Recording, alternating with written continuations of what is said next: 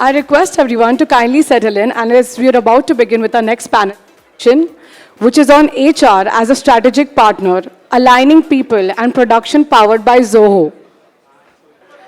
Mr. Darshan Thakkar, Vice President, Retail HR Head, Aditya Birla Lifestyle Brand Limited. Dr. Shreya Mishra, Assistant Professor, Birla Institute of Management, BIMTECH, Greater Noida.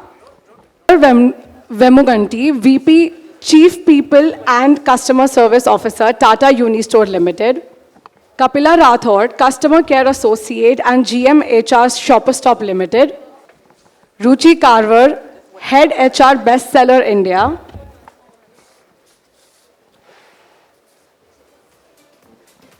Smita Sahu, Head HR Beauty Reliance Retail Limited.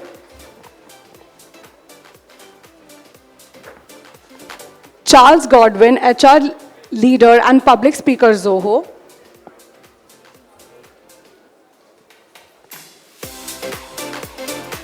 And our moderator, Mr. Charles Godwin, HR Leader and Public Speaker Zoho.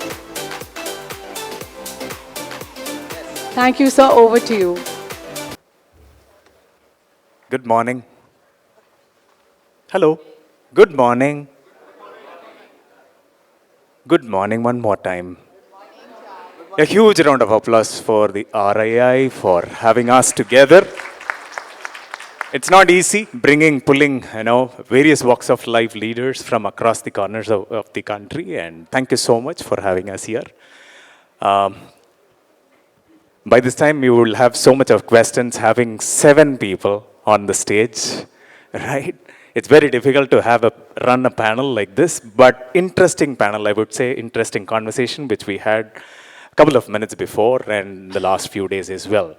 Before getting into the topic, I'm sure you all will know what the theme for this session is: people and productivity.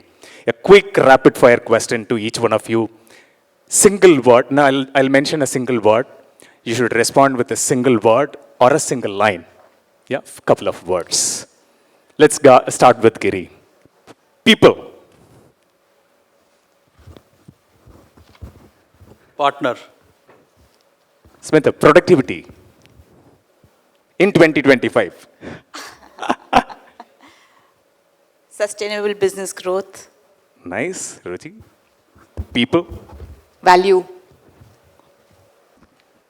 Love. People, yes. Productivity. Well-being. Well-being, yes. Partnership. People. Asset. Asset. Thank you so much. Thanks. It comes straight from their heart. Thank you so much. Let's start with the academia, first, because, very interesting person among us. When we come from industry, you are the person who are creating the future of work for our organization. So, first question to you. We have been talking about different generations, and today I don't know which generation is coming out, whether A, B, C, or so. So what is your first thought, when it comes to the future of work and today's generation who gets into the works? Thanks, Charles, for that question. And we have been discussing a lot about this. I think this is a pain point for all of us. So before I answer that, how many Gen Zs here in the audience? Any Gen Zs? A show of hands? Okay, so not many. So I can be as ruthless as I want. It's almost like a nightmare teaching Gen Zs because they have no filters. And their expectation is much, much higher than what our expectation used to be when we were planning to get into the workforce.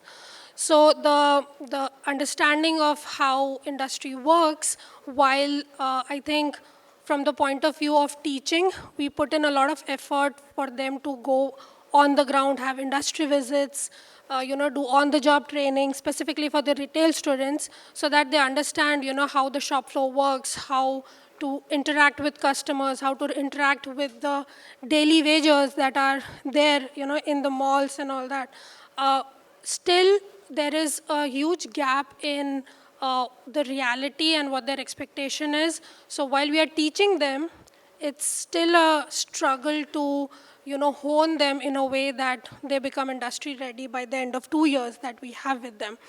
A call out to all the Gen Zs over here. I think you need to start working from the point of view of who you are serving, and you yourself are customers. And as teachers, we try to bring that into place. So from the workforce point of view, I think we are all struggling. We are all figuring it out, that how to really make them understand.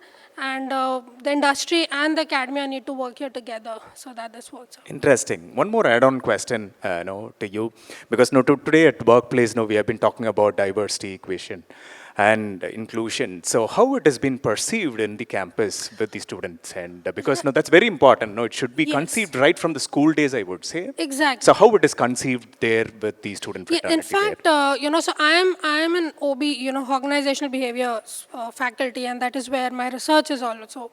Inclusivity, diversity, equity, that we teach, we have courses on that, but it is more of a mindset that we try to bring into the students. So a lot of conversations between who are sitting with you. Like, we are 7 people, 8 people over here, how different and how similar we are from each other. That comes in in the normal classroom discussion, irrespective of what subject is being taught, whether it is marketing, whether it is finance, whether it is HR. So it is more of a nudging than, a teaching process that we are focusing on. And as far as Gen Zs are concerned, I think they are much more acceptable to, and, to the different ways people think from different backgrounds that they are as compared to our older generations. So that is not really a much struggle. However, the idea of DEI needs to come, both the previous generation and the young generation need to come together in understanding what DEI really means and how industry is taking it up. Because in classroom we are talking, we are basically focusing on culture hacking. How to nudge students in understanding how equality works. But from industry, as soon as they go into the industry, so some of the students who come back from internships, they question that you taught us this, but this is not what we are seeing in the industry. So I think that is something we are facing a little challenge with. Yeah. Smita, over to you for an interesting question. Please don't take me wrong. We have been watching in movies, we have been seeing memes, HR has been pulled back and forth here and there. What HR brings to the table to the organization, whether it's a fun Friday, whether it's a birthday celebration, whether it is just fun alone at workplace. So what is your thought in terms of, can you give an example instead? How HR played an important role, maybe a single example in the recent times in bringing a real hardcore business productivity? Yeah, sure. I also watch all these funny videos.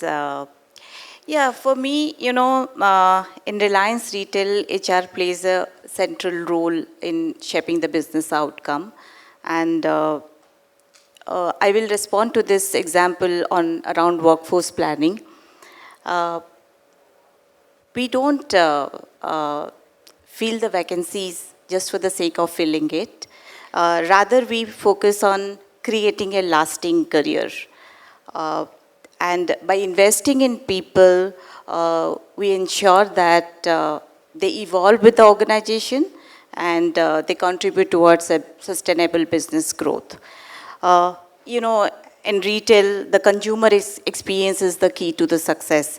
And when I talk particularly about the store, whether a customer buys from online or offline store, we ensure to give them the best of the experience so that they come again and again. Let me just focus on particularly on our store, popularly known as Tira store. Everybody might be aware about it. The beauty advisor can make or break the customer experience. That's the reason when we look at our workforce planning, we have a very robust, strong workforce planning methodology. And it starts from understanding the talent need and translating that to a real time, bringing the talent to the shop floor.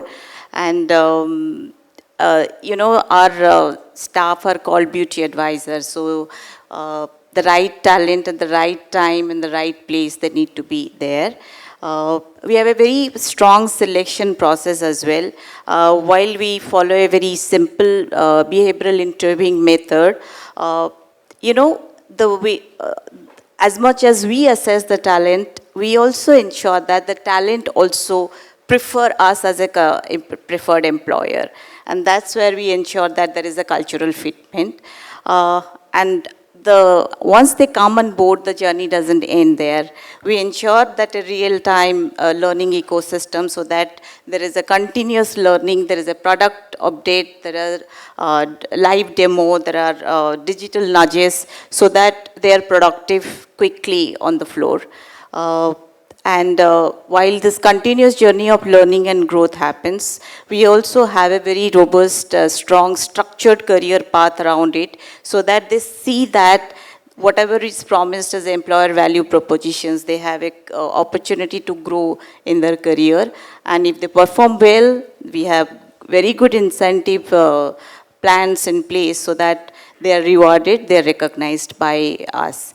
So it's a journey that we have created. It is not just only that we are tick marking on the hiring or learning and development. So in every stages of their our employees' life, we try to impact as a strategic partner so that they continue with us, they build a career, and we still value that we don't offer a job, but we offer a career.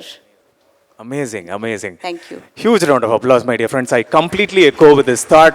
It is not just because 2027 is about to start, prepare a manpower planning, look for 100 talents. No. When you see a talent, create an opportunity. What a beautiful phrase. And no, that is the takeaway now which I'm going to. Robin, over to you, Robin Sharma. You know, we have been talking about KPI and so on, you know, in HR, which is one of a very, very important buzzword, which we call it as. What are the metrics or KPIs help measure, align between the people strategies and business outcomes? Because, no, we have been defining, but, no, with some example from your experience, please. Yeah, sure. Thanks, Charles, for the question. I think it's very important that what we track and what we measure. And in HR, and especially in retail, whatever we track and measure, ultimately it is to improve the store performance, what we are looking at, right? So in our organization, few of the KPIs that we track and measure is the sales of each individual who are on the shop floor, one of the key parameters that we track. The other thing is the manpower cost to the percentage of sales. The third one being the attrition and the retention. So these 3-5 clubs, these are actually bucketed into the productivity and the stability for the organization, and these are the key index for that. Another one which is very important and key to HR is about the employee engagement score that we have. And when we relate the employee engagement score to the customer NPS, so there's a very high correlation between the two, right? All the motivated, engaged staff, we see that they also are high on the customer NPS, so which also data shows. Finally, a few other KPIs are obviously the training ROI, the multi-skilling part to it, and also about the internal growth that we give. These are whether we are spending the budgets rightly on developing the people for the current and for the future skills. So net, these are the KPIs that we track. Ultimately, in a nutshell, I'll say that whatever we track and measure, if there is a needle shift between the sales, service, and the satisfaction scores, I think then HR is doing a right partnering job with the business. Thank you, Robin. I'll come back to you. Ruchi, question to you. So there is a buzzword, happiness, vibe, and so on in the upcoming generation, which they look for right from their school, college, and today at workplace as well. And so, how do industry and academia respond to the real criticism that happens when it comes to people happiness, but struggles to prove the ROI of the business? Your thoughts? Sure. I think whenever the discussion at least comes to me that HR focuses on happiness, I always push back and say that what we as HR as a fraternity chase is engagement. And understanding that difference is very crucial. Happiness is fleeting. And engagement essentially is a sustained psychological commitment, right? That drives ownership, that drives accountability. And all of us, who practice HR, they know that how a highly engaged employee is more productive, they sell more, they are better with their customers, and all of this links to business outcomes. So in short, I think more than happiness or cheer creation, it's the engagement that is a value creator, and that's something that we all know, but also a lot of independent studies done by Harvard, Aon, Gallup, and you name it, have all linked that organizations that have been in the top quartile of engagement have outperformed their peers when it comes to not only profitability, but even consumer metrics. So, yeah, I think it's always engagement over people happiness. Amazing. Shreya, would you like to add any? Because now that it comes really from the campus, right? The partner, Yes. real partnership, yeah. So, I have to, okay, so I'll differ with you at one point. So yes, engagement is what we are looking at when we talk about, industry perspective.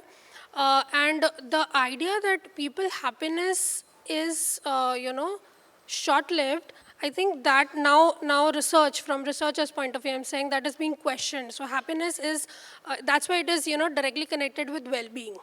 Nowadays, we are looking at happiness along with well-being. It's not just happiness as a smiling person.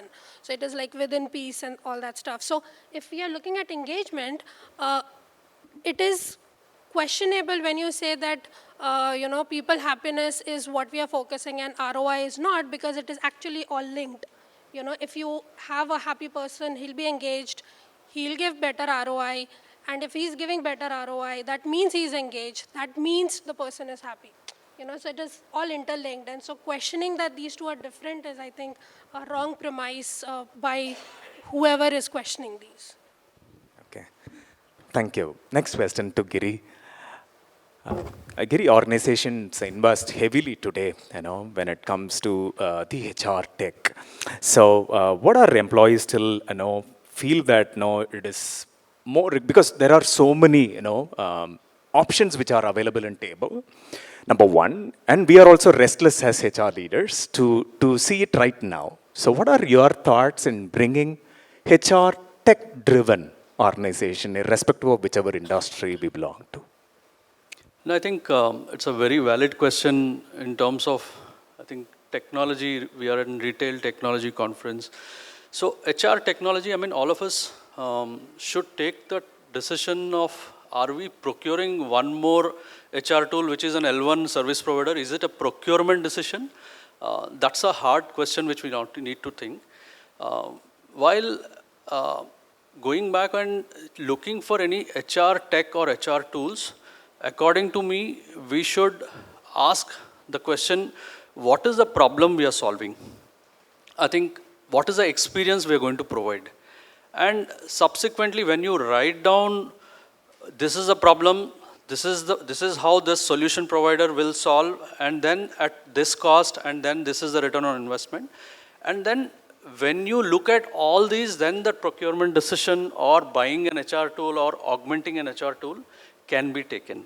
Otherwise, it will be one other tool which employees will find, okay, I have to log in, log off every day. It will be one of the another 60 odd tools which people are using across. That's not the objective. The objective is, what is that we are solving? In what way this additional tool will help in the life stage of an employee? Be it on shop floor, be it on customer service floor, be it a corporate employee, for anyone, what is relevant and how is it solving in their day-to-day life? That's a question which HR tech person needs to solve. Thank you. Kapila, over to you. Now, how do organizations ensure that value-driven behaviors are consistently adapted right from top to bottom? Because now we have been taking so many initiatives across the organization. Is it reaching the future of work today? How it has been cascaded? Thanks, Charles, and I thank you to all my panelists. I think 2 days of rundown, even today morning, the brainstorming was really quite a lot of knowledge sharing that we did amongst ourselves. To answer that, Charles, I think the very first thing is when you talk about values of any organization, I think it is something which is top-driven. So till the time that leaders do not display the values through their behaviors in their day-to-day interactions or day-to-day initiatives or with the way they are behaving,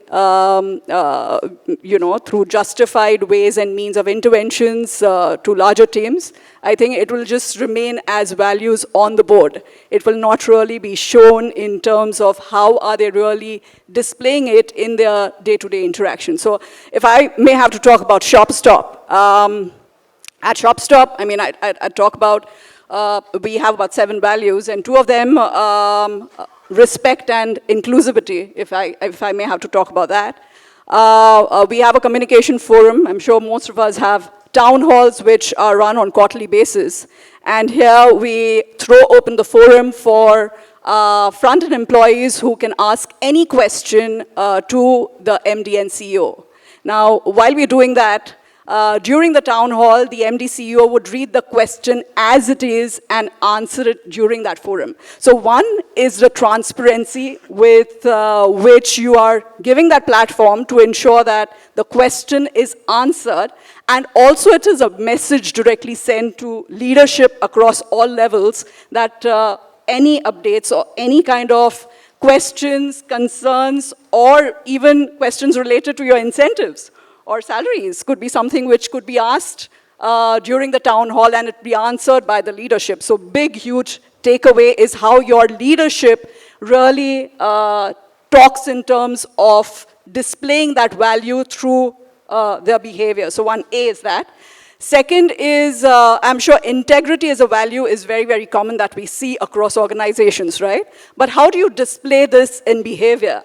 Now, if we may have to talk about, we have our anthem, which is called Had Se Aage. If I may say a line from the anthem, it's called Had Se Aage bhi ek had hai, itni si baat pe gaur karo. Apne liye to sab karte hain, auron ke liye kuch aur karo. And that line itself is very, very powerful.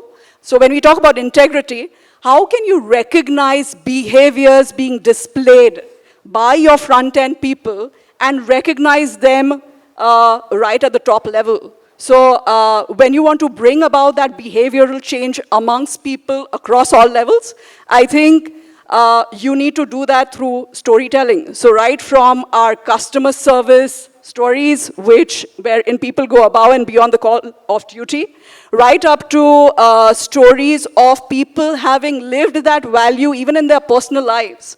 How do you really recognize that? And then you do that storytelling, sharing amongst people to replicate that behavior in their professional as well as personal lives. I think that is a game changer. And we see that very clearly, evidently, when we see customer service is one of the topmost nudges for us at ShopStop. So yeah, I think this is definitely a huge take for us, yeah. Thank you. Well said. Today, whenever we hear our own country's national anthem, how much of goosebumps we get. When we have an anthem for our organization, I can really echo, what exactly it means to really live a legacy in the organization we belong to. Thank you so much for reminding us. Robin, an add-on question to you. Because when we talk about bringing that vibe in every aspect of our life in the organization, as she mentioned, how do leaders carry that in an organization? How HR can really play a pivotal role in taking that values high in front of every generation who walks into our campus? Yeah, I think so. HR is the torchbearer for the values which are there, and in all that we do, right, they need to be leading from the front for the value creations which are there. I think values, as she was mentioning about shoppers, about hiring and reliance, I think they start from there, right? When we are having the first interaction with the employee, till the last interaction, whether it is about integrity, whether it is about respect that we give to our employees. You need to be the leaders and actually depicting and living the values over there as the HR leader, rather than expecting the leaders to do it. Before this session, actually, we were having a conversation in which Darshan just mentioned how their leaders, in one of the interaction with the shop floor, started doing what the store staff have to do, right? Which generally most of the leaders, they don't do, right? And it was mentioning about cleaning the facade of the store. And if I remember correctly, it was the store visit was for about 1.5 hours, and for 1 hour 15 minutes he was cleaning the facade, and he said, "Okay, my job is done. This was the message that I wanted to depict, and this was the messaging that I had to give." I think along with HR, all the leaders who are part of it, they need to live it, they need to lead it, and once your store teams, your teams, they see the leaders doing it, HR following it in all the policies, I think then the entire organization follows it. Beautiful, live the talk. Thank you so much for reminding us. Darshan, over to you. Now, with the changing, business needs which we see drastically, now, how are you, as a leader, you feel that, a transition can happen in a talent strategy phase? I think, first of all, change is required is a question, and the simple answer is yes. We currently have people in stores who work for a committed, say, 9 hours, who are either full-timers, or they come for part-time, which is about 4 hours, 4.5 hours. I think beyond this, there is a whole generation waiting to get into this industry. And at Aditya Birla Lifestyle Brands, we make sure that we give them that early chance. And I think that's where the whole shift is going to happen.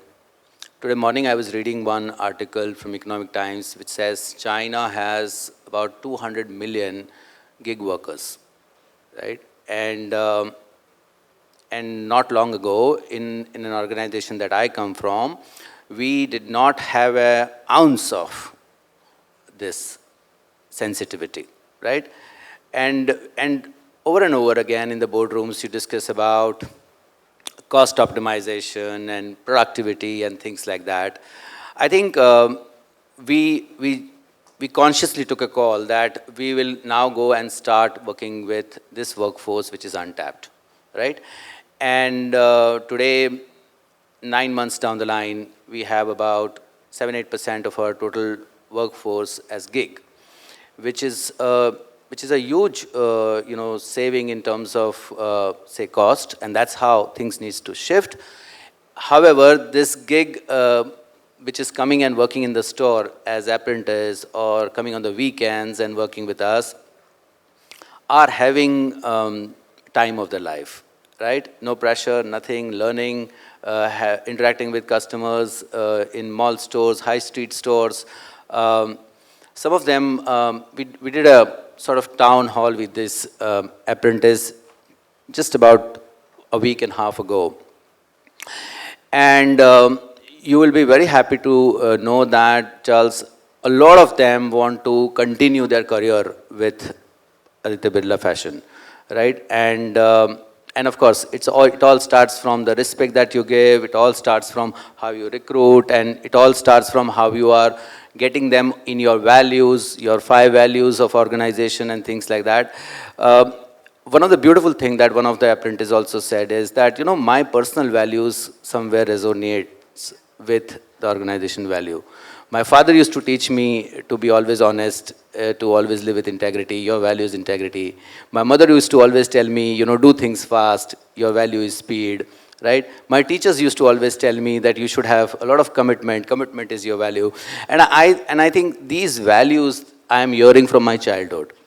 And it somehow comes together in an organization that I am working. And I think the workforce shift now, we need to make sure that we give opportunities to these people to kind of come in. And then there is a industry-based career progression program that we have called Pragati, in which a CCA can become a senior CCA can become a assistant store manager, then he becomes a store manager, then he becomes an area manager, then he can even become a regional manager. And we have examples like that. And let me tell you one more thing. When you put people in this career progression, right, the attrition is 1/3 of the usual attrition, right? And so say 25% of your total workforce is in such career progression programs. That's where the shift is going to happen, and that's where you will now start to ring the bell on profitability. And I think that's what is important. Now, if you just rewind back on what I said, it started with gig, right? And it's now putting into the bottom line, right? And I think that's where HR plays a very important role in creating a mind shift, creating a culture. Because I'll tell you, operators would tell you, oh, I don't need a part-timer, that commitment is not there. Like, they only come for half day and all that. Oh, I don't need an apprentice, he's going to only come for 6 months. Well, recruit best, put it there. And now the business is chasing HR and saying, don't bring anybody from next door, right? We have stopped taking people from competitions in the mall now. We've stopped, completely stopped. We are saying we will start with gigs, start with apprentice, and then take them where they have to. So I think that's the shift. Amazing. Thanks, Darshan. I'll come back to you. Smita, next question to you, more of a generic one. Today, when we deal with Gen Z, there are a lot of expectations from them, right? What is there in store for us? So beyond your, organization, beyond your current role, as a leader, in the last 2-3 decades of your journey, what is your thought in terms of, how well prepared our organizations are, irrespective of industries, right? And what are the key things which you feel, we need to focus on for the future of work? Yeah, very relevant question, and this is, I think, one of the challenges that every organization today face, that how to really drive a intergenerational synergy in place. When I look at, I represent a format where our average age group is between 25 to 30, and I can say that 40% are Gen Zs. So their expectations, their aspirations to grow, and their way of looking at things, the job, are very different as compared to the older people. So it's important that how do we facilitate to have that synergy in place. It comes from the leadership. How do they build that? As a lot of my colleagues said about that, the values. How do we embed that values in them so that they also feel respected, they feel valued, and also they respect their upper generations. I think we can do that about when we induct them to the system, giving that the essence of the values that they need to carry out. What do they demonstrate at workplace as a part of their, to build a culture, and also giving them the clarity and transparency, which is something which they expect at this point of time, or this generation. What is there in for them, for their future? How do they grow? How do they build? What kind of platforms are available? How do the organization enable that? These are some questions that we have to think, and the response also we have to give them in a timely manner, because they are impatient. They won't wait for that opportunity. So we have to create those opportunities. We have to enable them so that they see that their well-being. She touched upon the well-being part. I am growing, and I am also taken care by my leadership. I am recognized, I am rewarded. I think we have to really drive those interventions in an organization to retain them, also to give them a sense of accomplishment quickly. Thank you. Darshan? Charles, I think the days are gone where, our generation used to think that I will do long hours and I will be appreciated. I'll do long hours and I will grow. The Gen Z doesn't want that. Okay, the Gen Z want to come for the 9 hours. Gen Z wants a weekly off, and wants to make sure that they have a life outside. right? And the life outside is perceived as a lot of fun versus work in their minds. So we decided that we'll make fun at work. We allow our store staff to make Instagram reels, right? And then we run a competition, and then the best reel gets award, and we go and interview them and have some fun with them and talk to them, and they like all this, right? About 98% of the people today get a fixed weekly off, and which I think is a huge thing. Your weekly off is Tuesday, why don't you shift it to Wednesday? No, they don't like that. Tuesday, if you have told me Tuesday, I have planned Tuesdays, right, to be out. And we make sure we do that, right? I'm going to work for 9 hours, you'll work for 9 hours, right?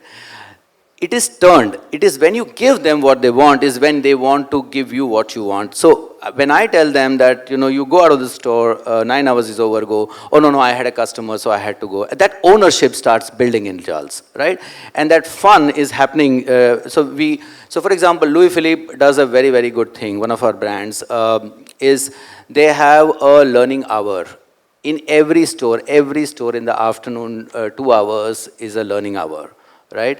And they do this beautifully for the last 6-8 months. And whenever I go to the store, say in the afternoon, there's somebody on the Teams call doing some sort of training, and all that, right? And they don't care who comes in the store for a visit and all that. They have that learning hour, right? Which also Gen Z wants to learn, and they really want to interact with people like-minded. I think those things are really, really working good. Well said, well said. I get reminded of now, as you said in your earlier conversation as well, earlier question as well, Darshan, and even now you connected the dots. Now I would like to give one live experience. Zoho, I'm sure you would have heard about this organization, 30 years in the industry, where we strongly believe in the roots of unconventional hiring. Yeah, as you said, without manpower planning, just because 100 positions are there, I'm filling. Beyond that, as he said, can we see some talent somewhere and now create an opportunity? And that's how Zoho has been grown. Out of 18,000 employees, easily about 30 to 40% of employees who have never been to a college. Can you believe? Made in India, made for the world. I will give one classic example. There was a girl who was working in our kitchen. She used to accompany her mom. That is how it started. She was 11th dropout in Tenkasi in southern part of Tamil Nadu, India. She used to see one akka. Many of our, leaders in the organization, techies who are working in the office. She stepped out of the kitchen, went to the work floor, asked one akka, one elder woman who was working there with laptop. She asked a simple question. Akka, from morning 10 till evening 5, what do you do with this laptop? A simple question. That akka mentioned, I'm a software engineer. Number one. Number two, she said, have you used any applications like Facebook, WhatsApp? Number two. Number three, she asked, have you used an ATM machine? Yes. So this akka took this ATM machine example. She said, how do you use this ATM machine? This girl who have never been to a college, 11th dropout, she responded, akka, I have a card given by the organization. I earn hardly few thousands per month. I go swipe, I press my 4-digit password, I see the balance. Within the balance amount, this was her response. Within the balance amount, what I want, I key it, I enter, I get it. And this akka said, there is a technology behind, there is a software engineering behind. My dear friends, the same girl who worked in our kitchen, 11th dropout, working in our organization with 5 lakh worth, whatever the latest laptop and the mobile phone as a senior quality analyst. Yeah?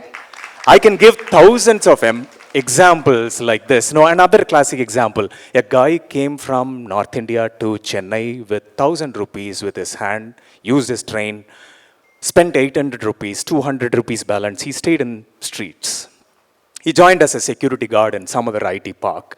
And then he got to know an IT industry like Zoho gives 24/7 food. Right from midnight snack, breakfast, lunch, and dinner. For this particular reason, this gentleman joined our company as a security guard. 40-45 degrees of sun heat, that was his job. He got promoted for his commitment, for his dedication, for his integrity. He got promoted as a security guard in the tower building reception. Nothing has changed, just the access control monitoring, that's all. One of our managers stepped out of the office sometime by late evening, past 9 o'clock in the evening. He asked a simple question, "What is your name?" He said, "So and so." This manager smiled at him and said, "I see a spark in your eyes." Second question, "What is your background?" If I was there, I would have told, "From rural background, sir." This gentleman said, "I'm a ninth dropout. I have learned HTML, C++ during my school days. I want to do something," is what his response. From the same building, who worked as a security guard, today working along with my chairman and the CEOs of my company as a senior software engineer.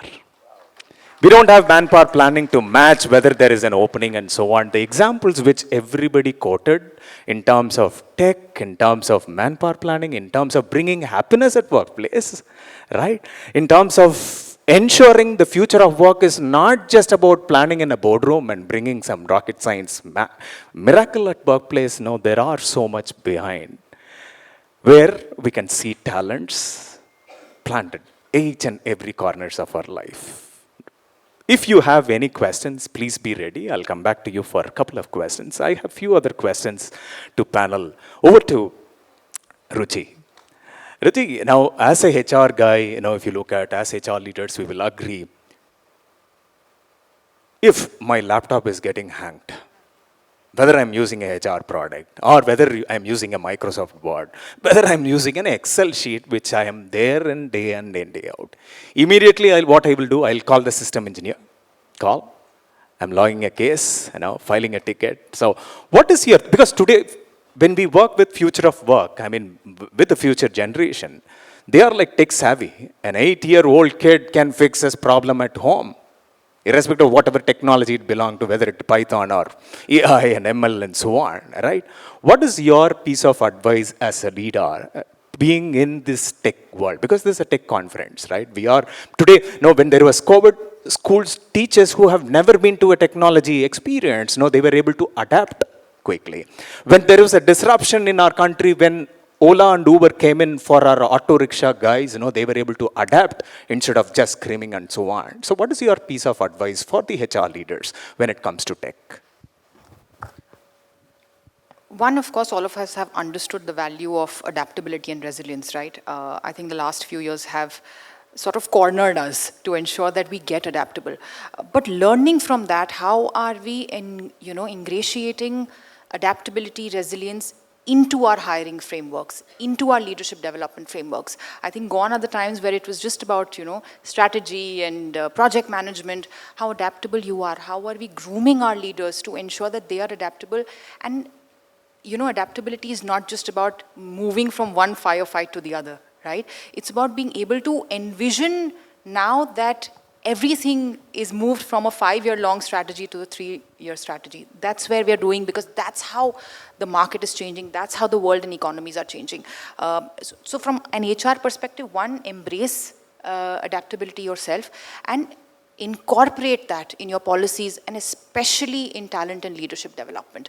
Because one part of the organization cannot be siloed, and by that part I mean the HR part cannot be siloed and thinking that we are adaptable in our policies and processes. But is the leadership also adaptable? Is it accepting feedback that, when you're not adaptable, what can you do to ensure that there is agility in your systems and processes and the way you function? So not only adapting it yourself, but ingratiating that into leadership competencies, development, coaching, mentoring, all of that. Thank you. Giridhar, over to you. When you spoke about tech, when the entire world or the organization is chasing towards, really creating a, productivity at workplace, with a high expectation. So, in spite of all these challenges, in spite of the expectations from the industry and the organization, how do we really create a sense of belongingness at workplace? No, I think sense of belongingness will come when you drive mission or having a purpose. You create a purpose for all the employees. What are we working for? That's a larger question for each one of us, saying what is that each one of us wake up and come to work for. So everybody should answer that question top down, saying why everyone should come to work. I think once you have that then comes passion, then comes the belongingness, and then solving everyday's problem. Why a shop floor CCA is standing on the floor 9 hours, 10 hours? What is that? What does that get in return? Yes, salary is paid, but that purpose, belongingness will come from that passion as well. Thank you. Kapila, over to you. Next question, we have been seeing, when we talk about people, when we talk about productivity, today there is a layer where our future of work is very, very choosy, right? Gone are those days having a traditional career path, like, I join as an associate software engineer, I get into software engineer. For example, in tech term, I become a senior software engineer or a manager, senior director, and so on. Today's generation or the future of work is not bothered about whatever you give as a title, and I define what I deliver, right? What is your thought in terms of the future of work who look for an individual contributor role more rather than a traditional hierarchical role? And how are organizations prepared to really give a customized role for people who come with passion and trust? I think a very apt question. I think if you have to relate to the Gen Z now, we were just having a conversation in the morning. Shreya, she comes from BIMTECH. If you look at the management students now, they want an absolute fast track in their career, right? They want to join directly from college at a mid-management post. They want to become probably at the CXO level in the next 2 or 5 years. That's the aspiration that we are trying to answer here. Also, what my co-panelist touched upon, they no longer want to do a 9-to-5 job. They want to have that flexibility. They want to have a hybrid culture.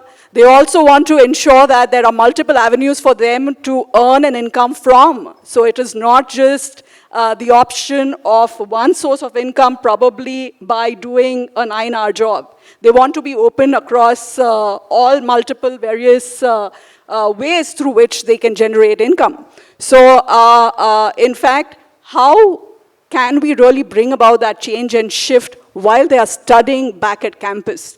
And I think a very good and interesting learning is probably when we look at how do we really collaboratively work with the academia to ensure that we create a semester wherein they get a 360-degree round experience of working on the shop floor across various departments, across various functions, so that it's easier for them to pick and choose what do they want to join at when they are getting into the mainstream business, whether it is operations or whether it is the corporate team, buying and merchandising, designing, so on and so forth.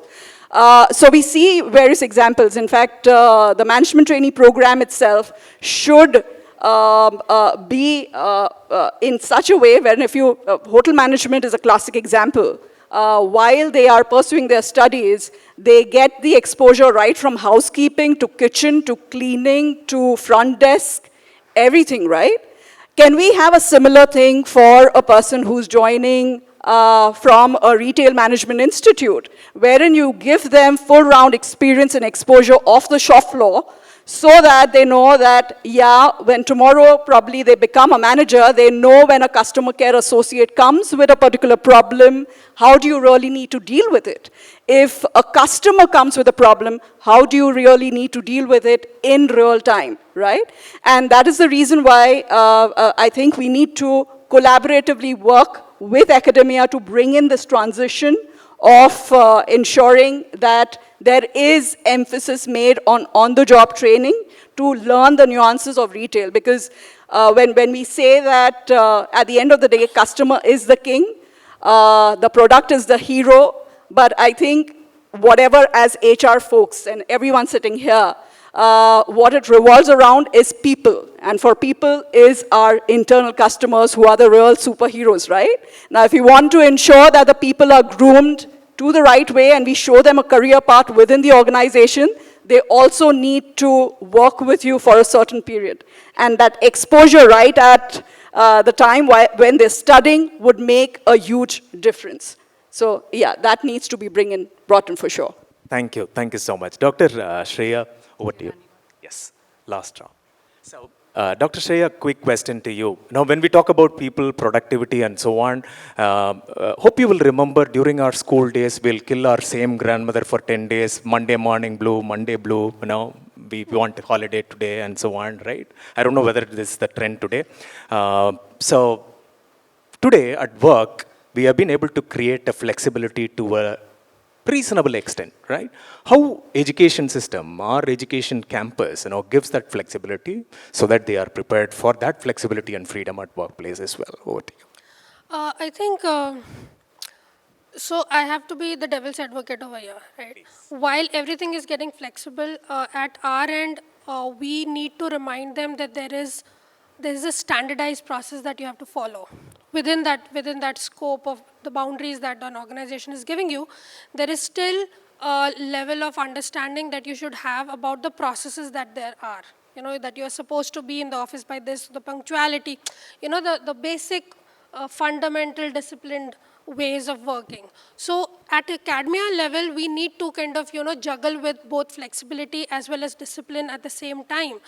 Because if we make it entirely flexible, then once they are getting into the workforce, they will have a hard time to really, because they have, tasted flexibility at a very different level in the post-graduation, in the graduation. Once they are in the industry, they have to have some level of understanding of how standards work. So we have to keep that, balance. However, we do understand that how the entire industry is changing, and that's why every year we have this academic meets with the industry level, and so that things can be at par with what is going on. So yes, flexibility, but at the same time, discipline is equally important. But the last thing that we are trying to do is that we want students to become thinkers, right? Because knowledge, skill, nowadays is open. You can get it from anywhere. But if you are not a thinker, you cannot solve problems. So critical thinkers is what we are trying to make them so that they become more flexible once they are inside the organization. So that's my... Thank you. Ruchi, last question to you. As I said, on similar lines, our kids, my kid, who is just, 12 years old, my first son. He gets so excited on a Thursday evening. I ask him why weekend comes in. I used to say, there is one more day, Friday, right? And he says, no book day, daddy. No book day, right? So I don't need to carry my books. And that same happens at our workplace as well. Am I really happy on a Monday morning is the question which each one of us we have, right? What is your thought as a HR leader, as leaders? How can we, in spite of our people, in spite of getting aligned with the business, in spite of the expectation which are set for 2027 and 2040 and so on, when it comes to productivity, metrics and so on, how can be an employee or the entire workforce can be happy on a Monday morning? I'll just answer that in 3 words: sense of purpose. No matter what role that you are, if you are understanding how you contribute to the larger vision of the organization and you have a sense of purpose, that's it. Monday, Friday would not matter. Amazing, amazing. One last rapid fire question. You can answer in just 1 word or 3 words. Right from Giri. HR, future of work. Sorry, I didn't get that. HR or future of work. Your 1 word or 1 line. I think people are most important part. I will go with HR. Thank you. Shmeta? Human not as a resources, but as a possibility. Possibility. Amazing. Adaptability, tech, and adaptability and tech. I'll stick with that. Darshan? I think purpose and tech, both. Purpose and? Tech. Tech. Okay. Yeah. Critical thinkers. Human connect. Yeah, agile leadership. Okay, I would like to just take 30 seconds. I recently called Apple helpline. When they kept my call on hold, there was an automatic message which mentioned, handle my customer care with kindness.